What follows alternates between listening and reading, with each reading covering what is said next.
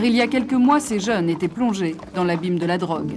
Le centre de post-cure de Loupozo, près de Nîmes, leur a ouvert les horizons d'un monde lumineux, à l'opposé du leur, le monde du cheval. J'arrive dans une maison qui était au milieu de la garrigue, autour de Nîmes. Cette maison donc, accueille des toxicos comme moi. Là, j'en étais peut-être à 8 ans de toxicomanie avec l'héros, ce qui est long. Le but, c'est vraiment de ne plus voir les choses à travers le prisme de la drogue, parce que quand on est toxico pendant plusieurs années comme ça, on ne pense qu'à ça. Ce qui était super à Loupozo, c'est qu'on occupe le corps et du coup l'esprit aussi. Et on oublie un peu notre vie à Paris. J'étais en enfer quand j'étais à Paris. Et on nous apprend des règles déjà, des règles de communauté, de vivre ensemble. Parce que ces règles, on les a un peu perdues, quoi, quand même. On est quand même un peu désocialisés pour certains. C'est vrai qu'à Loupozo, on n'est pas jugé. C'est très important parce que on peut se reconsidérer. À l'époque, j'étais déjà maman et j'avais une petite fille de 18 mois. Alors ça, évidemment, elle m'a beaucoup manqué. Et du reste, à la fin du séjour, elle est venue me rendre visite avec ma maman. Elles ont pris l'avion toutes les deux et on a passé 3 jours ensemble. Et ils ont été sympas à ce moment-là de me permettre de sortir 3 jours pour la voir. J'ai une passion pour ces gosses-là. Alors ces gosses dont certains avaient mon âge ou un peu plus, mais en tout cas cette fragilité, cette révolte, cette envie de faire différemment, c'était sans doute, ça me rappelait un adolescent que j'avais bien connu. J'avais le sentiment quand j'allais à Loupozo et ensuite dans les autres établissements des SOS, d'une part de comprendre mieux ce qui les motivait, de comprendre mieux ce qui nous motivait à créer ce dispositif parce que les gens saisissaient les mains qui leur étaient tendues. On a fait Nîmes-Arles à cheval. On a dû partir pendant 3 jours pour faire une balade avec étape jusqu'en Camargue.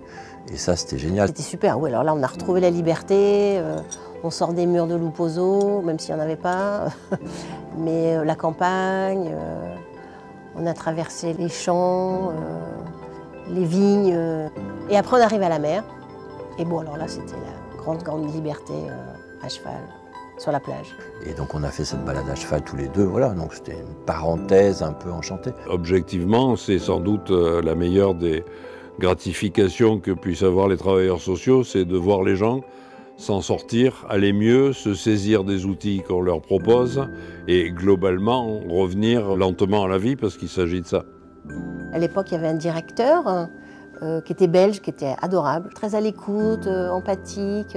Il nous mettait en confiance. Les jeunes qui arrivent ici, ils sont vides de tout.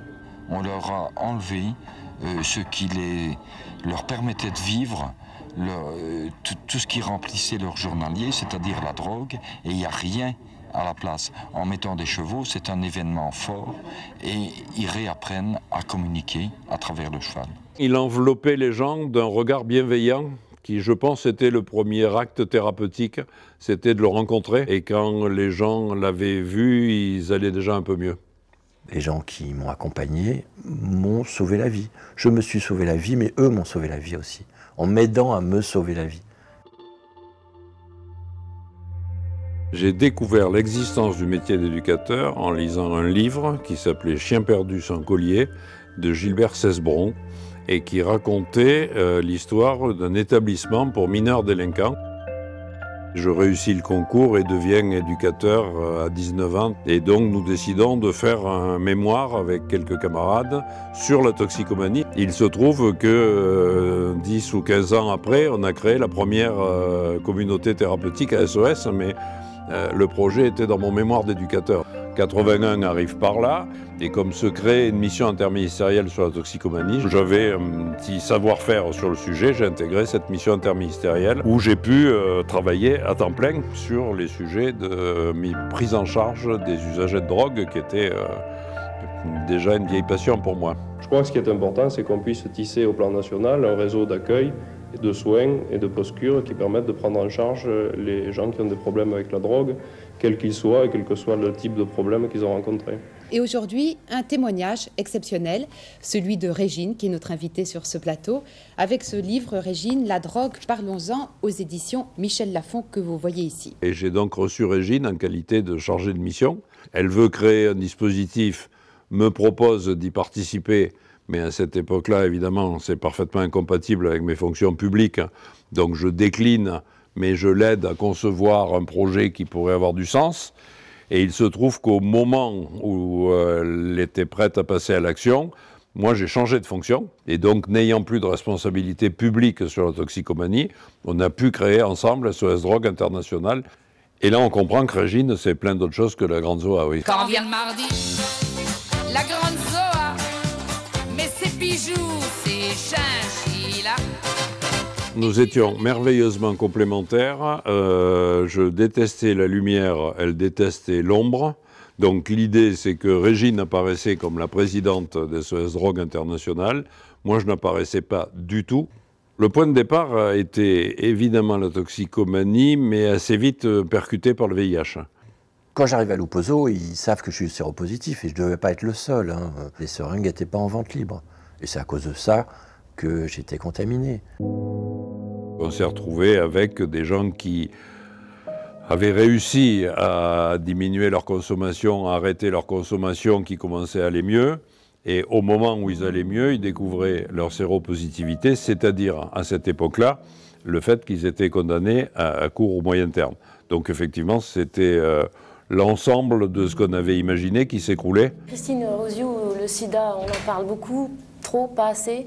Je crois surtout qu'on en parle très mal. Il est certain qu'on est en présence d'une épidémie très grave et que c'est un problème majeur de santé publique et que nous sommes tous concernés. Au moment où l'on découvre le virus avec l'équipe de Françoise Barré-Sinoussi et de Luc Montagnier, nous étions un tout petit groupe de jeunes, très jeunes chercheurs. Moi, j'avais comme rôle le développement du test de la sérologie. Christine a mis au point le test de dépistage du sida qui a tout changé, puisque globalement, nous vivions tous avec l'idée que nous étions tous plus ou moins séropositifs. Alors, une fois que le test a été mis au point, la communauté homosexuelle parisienne est tout de suite venue me voir au laboratoire et nous avons reconstitué cette association ARCAT de prévention, d'information, de thérapeutique, à la fois vers les médecins et vers les patients. Il y avait les mouvements activistes avec ACT UP qui a été extrêmement utile. Il y a eu AID, qui était une association plutôt communautariste, sans le dire. Et il y avait ARCAT.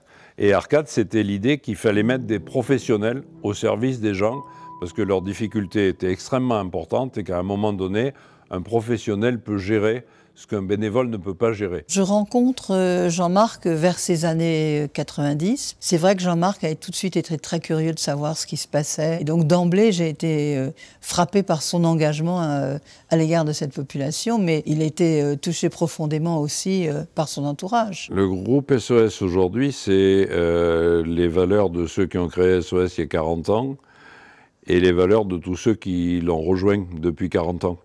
Et évidemment que la culture, que les dispositifs autour de l'insertion professionnelle, etc., sont nés de ce rapport à l'humain qui était présent il y a 40 ans.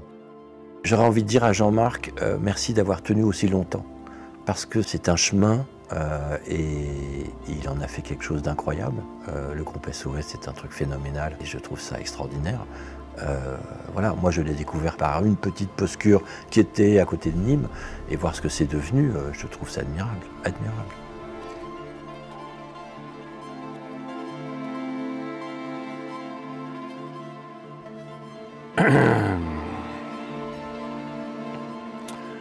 Moi, quand je croise des anciens, je me dis que ça valait la peine, que c'est grâce à eux qu'on l'a fait, c'est eux qui nous ont donné envie de le faire, c'est eux qui ont donné envie de continuer à le faire, c'est eux qui permettent, dans les moments complexes, de tenir.